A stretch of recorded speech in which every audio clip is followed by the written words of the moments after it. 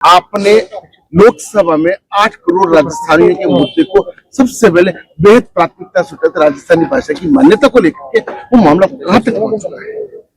देखिए, ये मैं कई बार आपको जिक्र कर चुका हूं कि भोजपुरी और राजस्थानी दोनों का एक बिल था, जो आगे चलते चलते फिर उसमें एक भोटी भी जुड़ा, जो हिमालयन ट्रांस रीजन की एक भाषा है।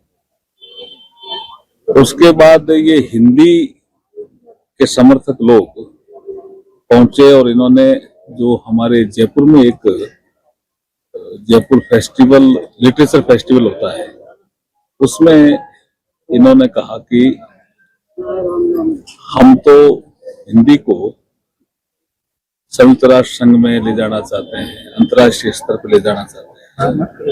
ये इतने लोग अलग हो गए तो हिंदी को नुकसान हुआ। एक नया मोड़ आया इसमें, और उसके बाद उन्होंने जंतर मंतर पे कोई धरना दिया।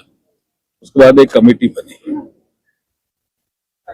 मैं आज भी पॉजिटिव हूं इसको लेकर के कि कोई भी समिति विचार करेगी, क्योंकि साहित्य अकादमी में राजस्थानी को मान्यता है, वो अवार्ड भी देते हैं। भोजपुरी को लेकर के लोग बहुत वोकल हैं, इसलिए मुझे लगता है कि इसकी आगे चल के संभावना जरूर बढ़ेगी। सर, अरावली को लेकर केंद्र सरकार ने 2013 में राजस्थान विधानसभा ने उसको सेंट्रल में भेजा। मैं बता रहा हूँ ना आपको, मैंने वो उसी से शुरू करना चाहूँ तो आप डिटेल में आप तो इसकी व्याख्यान माला रख लीजिए। मैं जब से 52 से इसको शुरू कर सकता हूँ।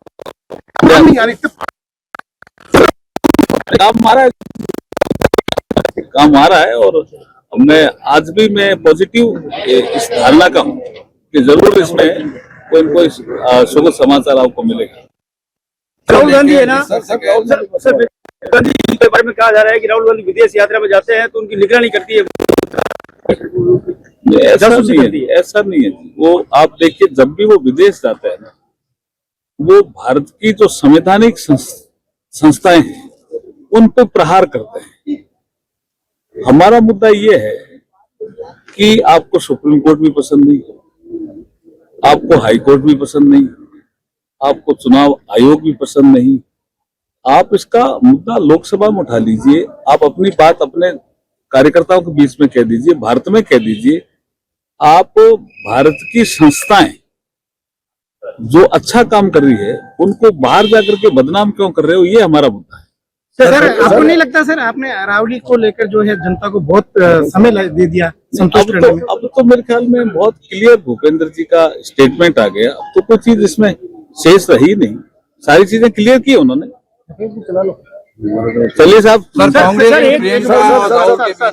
कार्यकर्ता कह रहे प्रियंका को आगे लाए, राहुल गांधी फेल हो चुके हैं, वो उनका इंटरनल मामला। अशोक गहलोत लगातार कह रहे हैं कि अरावली को हम बचाएंगे, बीजेपी वाले। वो 2003 में उन्हीं का ही प्रस्ताव था ना। ये कांग्रेस की एक आदत बन गई, भ्रम फैलाओ। अब जैसे 2024 में भ्रम फैलाया उन्होंने, उसमें थोड़े सफल हो गए। संविधान बदल देंगे बीजेपी वाले, रिजर्वेशन समाप्त कर देंगे अगर मोदी जी तीसरी बार आ गए, थोड़े सफल हो गए ना। इसलिए वो भ्रम फैलाने में ही कोशिश करते हैं, जो असली मुद्दे हैं उनकी तरफ नहीं जाते हैं। अशोक गहलोत जी अगर पूरा पढ़ेंगे ना तो पता चल जाएगा उन्होंने क्या किया था। सर, कानून मंत्री आप हैं देश के, क्या किसी स्टेट में 2 खंडपीठ हो सकती है? जैसे राजस्थान के अंदर एक खंडपीठ, ये वैसे भी सुप्रीम कोर्ट का मामला है। सर एक मिनट सर।